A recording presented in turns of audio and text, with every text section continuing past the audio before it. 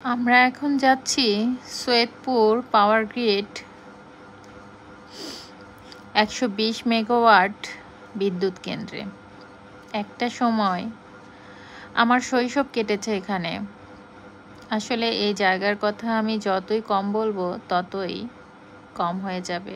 আমার এই জায়গাটুকু জুড়ে সব স্মৃতি রয়েছে। আমি ছোট থেকে এখানে বড় হয়েছি।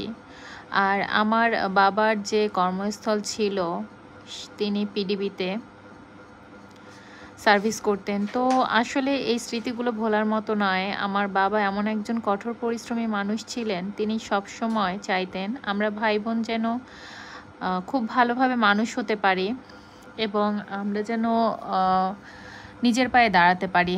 আলহামদুলিল্লাহ আমার বাবার কিছুটা আশা পূরণ হয়েছে। তো এগুলো সব নতুন প্রজেক্ট হয়েছে, এখন সব ভিন্নভাবে নতুনভাবে সব কিছু আসছে, নতুন অফিস হয়েছে। তো আসলেই এই জায়গাগুলো ভোলার মতো নয়। আমার বাবা এত পরিশ্রমী ছিলেন, তো তিনি আমাদেরকে তার অফিস রুমে নিয়ে গিয়েও পড়াশোনা করাতেন। অফিস টাইমে সে ডিউটি করতেন আর আমাদেরকে পড়াতেন। তো তার চেষ্টা আসলে ব্যর্থ হয়নি, আলহামদুলিল্লাহ।